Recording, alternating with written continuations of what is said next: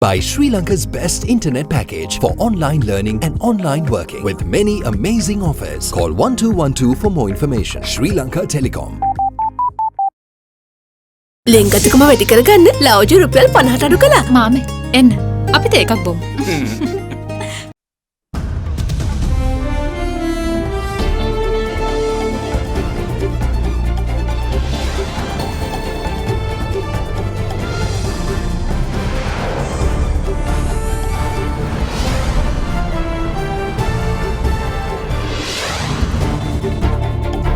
Tonight, forgetful or forgettable, former president taken to task at the Easter Commission over his selective memory and attempts to deflect responsibility. Friendly relations, government affirms country's non-aligned stance and the reasons for rejection. Our commitment to our fellow non-aligned nations remains strong. Those resolutions required the restructuring of our armed forces, the repeal of the Prevention of Terrorism Act. While the opposition warns of withdrawal consequences. There are serious repercussions if you resile from international commitments. Try and try again. MP Rishad Badiuddin finally makes bail after repeated failures in misappropriation case. Help for the affected. Sri Lanka approved $165 million ABD loan for virus-hit SME sector support. All this and much more coming up on this Wednesday, the 25th of November 2020. නව sunlight sakura. Then දිකුකල් පවතින sakura මල් සුවඳින්. From AdaDerana, this is AdaDerana First at 9. Live from Studio 24 in Colombo.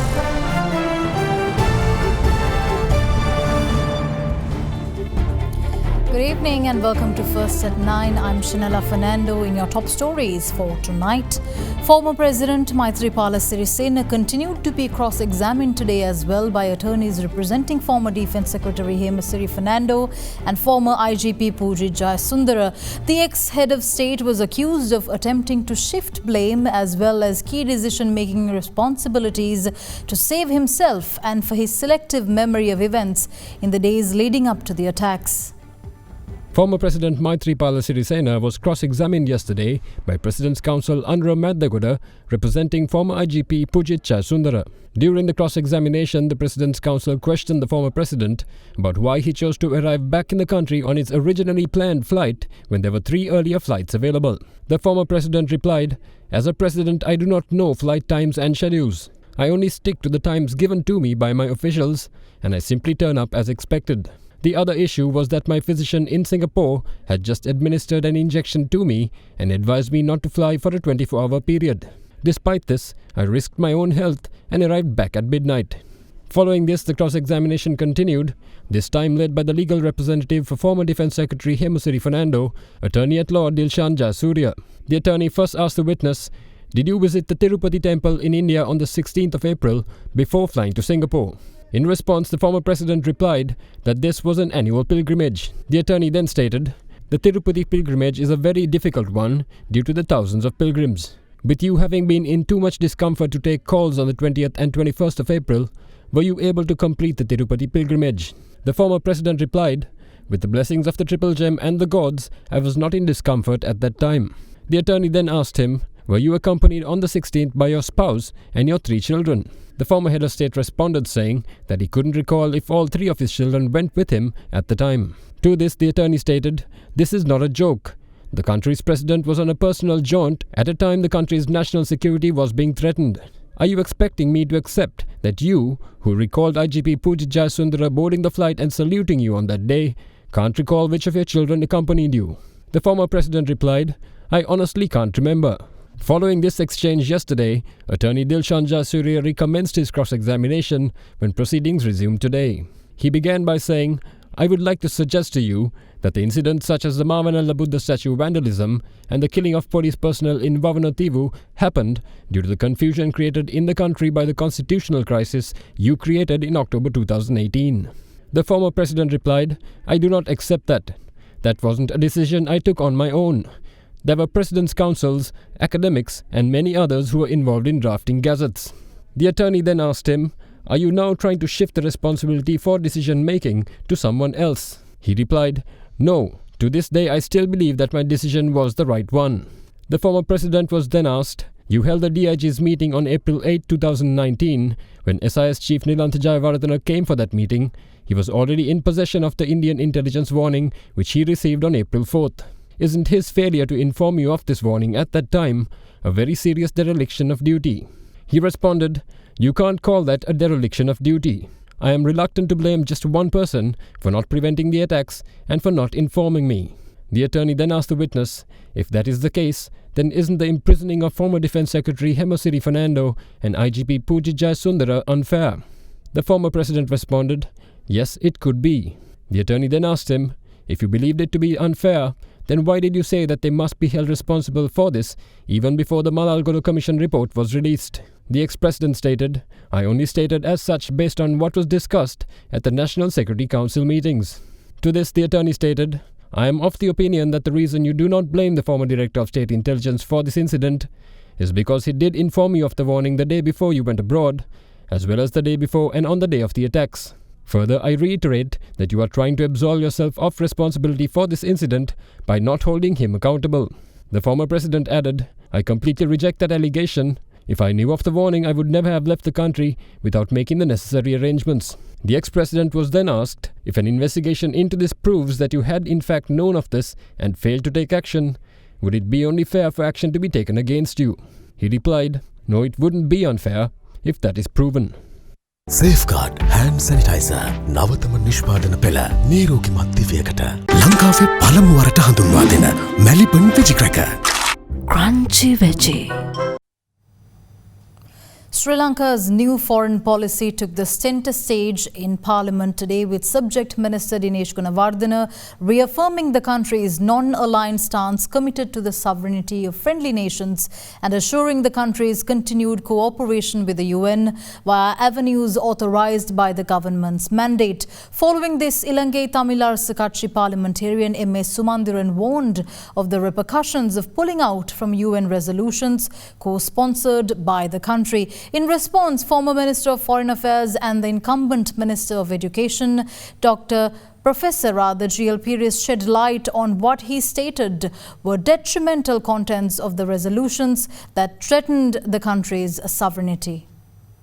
Sri Lanka shall continue to work and cooperate with the United Nations, but only through the avenues empowered by the mandate given to this just and fair democratically elected government. Sri Lanka's foreign policy of Kalyan Mitra, deeply rooted in our history as one of the founding members of the non-aligned movement, our commitment to our fellow non-aligned nations remains strong, and so too is our commitment to the sovereignty of our friends, and through our call for the end of the economic blockade of Cuba, where your government did not have a policy.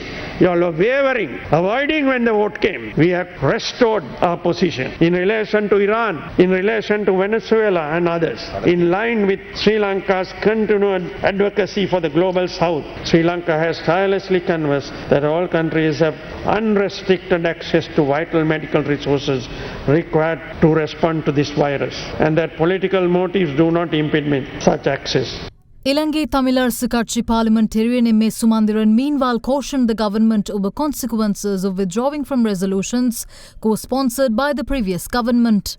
These undertakings are given on behalf of the state, and in the international system, these obligations are taken very seriously. There are serious repercussions if you resile from international commitments. The government unequivocally rejected 30/1, 34/1 and 40/1 respectively. These resolutions were co-sponsored by the Yapalana government. Those resolutions required the restructuring of our armed forces and the police, the repeal of the Prevention of Terrorism Act. These resolutions also empowered foreign and Commonwealth judges to adjudicate on grave allegations relating to war crimes which were leveled against the armed forces of Sri Lanka. Counsel from friends, the sharing of experiences and suggestions that are made in a spirit of goodwill and friendship are always welcome. They are healthy. But what is absolutely ruled out are judgmental postures in respect of the internal decision-making processes of countries dealing with matters which are within their purview. Also joining the debate, opposition parliamentarian Dr. Harsha De Silva accused the government of giving out confusing signals on the country's foreign policy. It seems that the government is confused about its foreign policy. At times they call it neutral, at other times they call it non-aligned. Then they call it India first, at other times it is Sri Lanka first with a focus on Asia. Now it is called Kalyana Mitra policy. Diplomacy is about sincerity, honesty, speaking and acting with civility and responsibility towards one's own people as well as the world. An engagement with international partners with confidence, respect and dignity.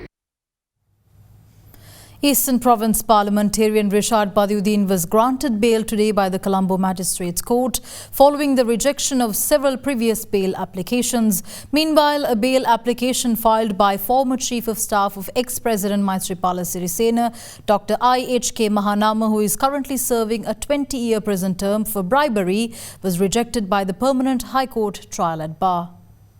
Parliamentarian Rishad Padiuddin was remanded over the alleged misuse of buses belonging to the state-owned Sri Lanka Transport Board during the presidential election last year, has been granted bail today when the case was taken up for hearing at the Colombo Magistrates Court. The Eastern Province parliamentarian, along with the director of an IDP project, Mohammad Yassin Samsuddin, and the project's accountant Alagaratnam Manoranjan, have been accused of misusing 222 SLTB buses to transport internally displaced persons from Puttalam to polling stations in Seelavature Mana during the 2019 presidential election. They face charges of having violated Article 82(1) of the Presidential Elections Act No. 15 of 1981 by misappropriating public funds to the tune of 9.5 million rupees. Last month, the Criminal Investigation Department, directed by the Attorney General, had sought a warrant from the Colombo Fort Magistrate to arrest MP Padiuddin and the other two suspects on charges of criminal misappropriation of public funds. However, at the time, the magistrate ruled that the police could arrest the suspects without a warrant. Following this, Attorney General Dapula de Oliveira directed the police to arrest the three suspects immediately. On October 14th, the Colombo Magistrate issued a travel ban on the parliamentarian upon a request made by the CID. MP Padiuddin was subsequently arrested at a housing complex located at Ebenezer Place in Bayvala in the early hours of October 19th after almost a week-long search. He was then produced in court and placed in remand custody. Several previous bail applications were rejected by the magistrate. Meanwhile, the Permanent High Court trial at bar has rejected a bail application filed by former Presidential Chief of Staff Dr. IHK Mahanama, who is currently serving a 20-year prison sentence after being found guilty in a major bribery case. Attorneys representing Dr. Mahanama informed the court that a large number of COVID-19 infected persons have been identified within the Valikada prison where their client is being held, and that this could pose a threat to the life of their client, who is a heart patient. However, the bench rejected the application, ruling that the defendant has challenged his sentence with the Court of Appeal, which is expected to be taken up in the future. The former Chief of Staff to former President Maithripala Sirisena was sentenced to 20 years rigorous imprisonment after having been found guilty of soliciting a bribe of 100 million rupees and accepting 20 million rupees as an advance from an Indian investor. More news on the other side of this break. Stay tuned. Ceylon Bank, the bank with a heart.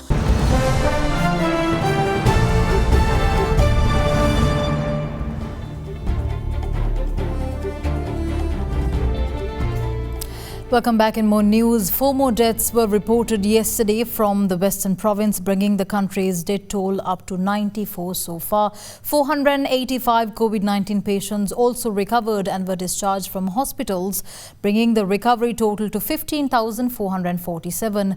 Meanwhile, Chief Epidemiologist Dr. Sudat Samaravira expanded on a new system implemented to ensure the delivery of medication to residents in the isolated areas of the Colombo municipality.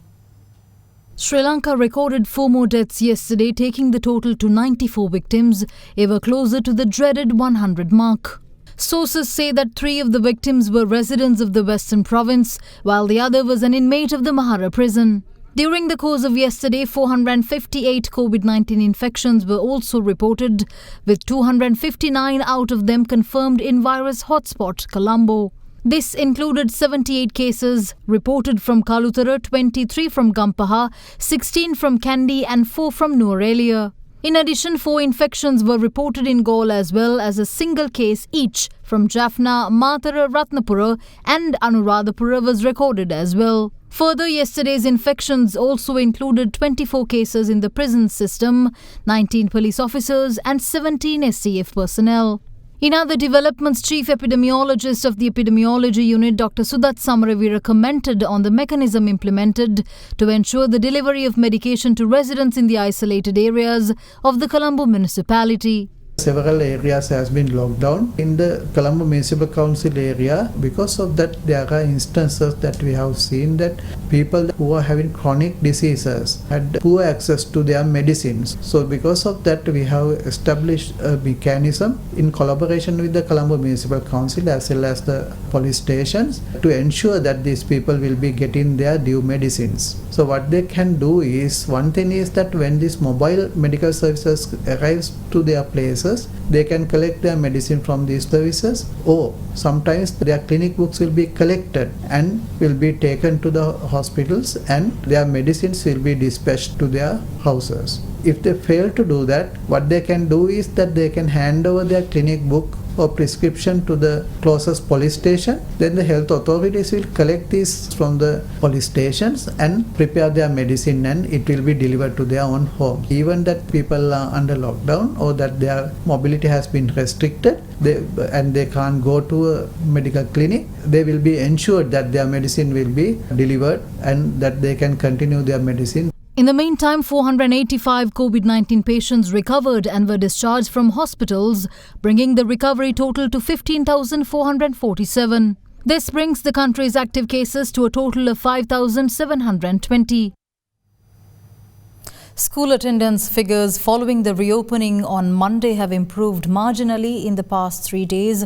However, teachers' associations still object to the government decision, stating that proper safety mechanisms are needed to establish the trust of parents. In the meantime, a decision has been made to close 45 schools in Kandy from tomorrow until the 4th of December. Schools located outside the Western Province and in areas free of isolation were given the green light to reopen for grades 6 to 13 earlier this week. However, attendance has been at a minimum level due to public concerns of the safety of their children. Accordingly, the attendance percentage of students who attended school on Monday was 34%. On Tuesday, it was 44% and 51% today. However, teachers' associations have criticized the government's decision and requested the government to set up a mechanism that builds up parents' trust in the safety measures adopted. With that, Central Province Governor Lalit U. Gamage says that a total of 45 schools within the Kandy city limits will close down from tomorrow. The closure will remain in effect until the 4th of December. In the meantime, State Minister of Preschools and Primary Education P.L. Nishanta says that plans are in the pipeline to reopen preschools and primary schools in low-risk areas. Accordingly, the required steps will be taken to commence preschool and primary grades under a national program in accordance with health guidelines and in consultation with the health sector and education authorities. Further, the State Minister added that the national policy on preschools will be ready for presentation to the President in 3 to 4 weeks. The Asian Development Bank has approved a $165 million loan for Sri Lanka, earmarked to be used to provide financial support for small and medium enterprises, women entrepreneurs and tea smallholders. The ADB's financial sector specialist for South Asia revealed that through the ongoing project, the ADB will swiftly provide affordable working capital loans through 10 local banks for severely affected SMEs affected by the pandemic. The Asian Development Bank has approved a $165 million loan to Sri Lanka for the provision of immediate financing support for small and medium enterprises severely affected by the COVID-19 pandemic. This will also include long-term financing for underserved SMEs, including businesses led by women and tea smallholders.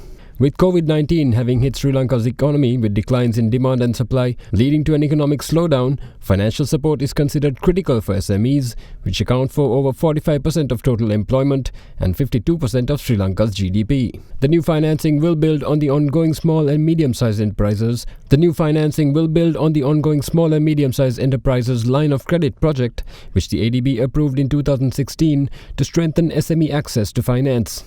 The project is co-financed with a grant from the G20-led Women's Entrepreneurs Finance Initiative since 2018 to promote women entrepreneurship.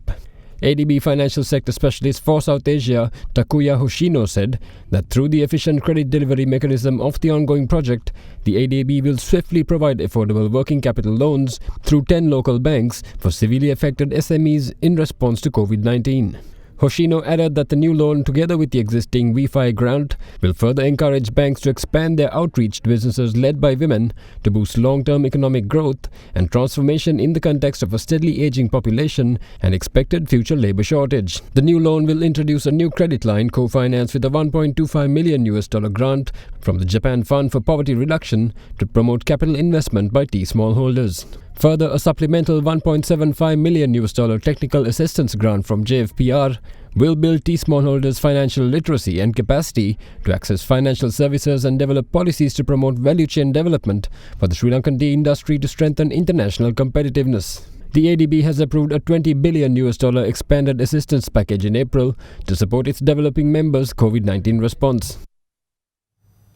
The Sri Lanka Economic Summit 2020 is set to be inaugurated by President Gotabaya Rajapaksa on the 1st of December. The President will deliver the inaugural address at the summit, which has been themed Roadmap for Takeoff, Driving a People-Centric Economic Revival. Further, Prime Minister Mahinda Rajapaksa will launch the second phase of the summit on the 2nd of December 2020 and participate in the VVIP session focused on empowering takeoff, efficient government and progressive state enterprises.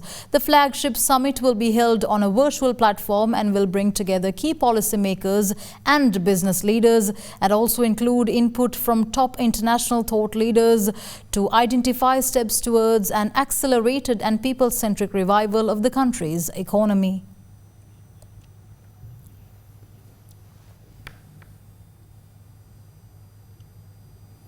We'll return after this short commercial break. Don't go away.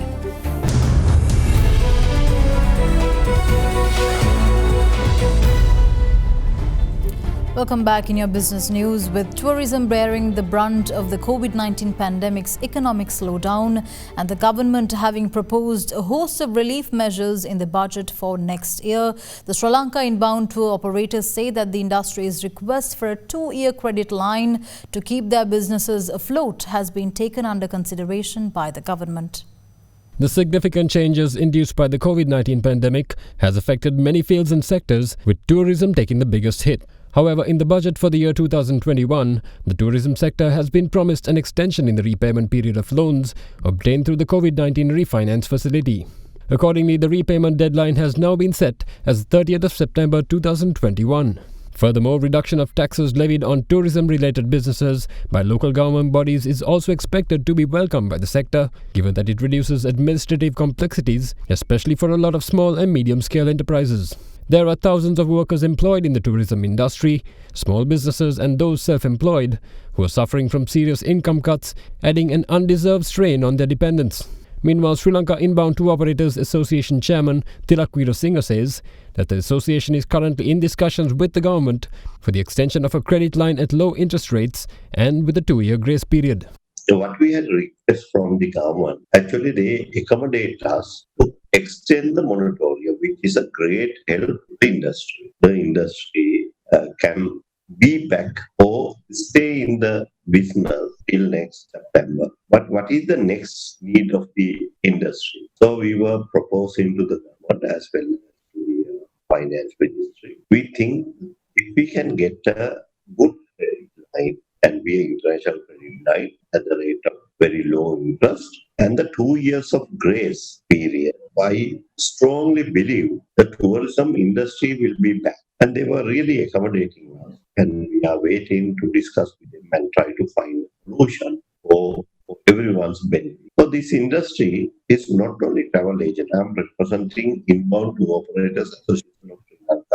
At the same time, we have 15 different other associations linked with us. All of our problems are a little different. These differences are, we all specialize in some of the activities we are doing in tourism. And tourism is such, we need grassroots level to the corporate contribution after tourists coming into the country. One thing with this budget, we are very happy, but we are lobbying to make sure that our industry is protected. Our target was to reach by 2025 5 billion. With that, we wind up tonight's edition of First at 9. Have a good night.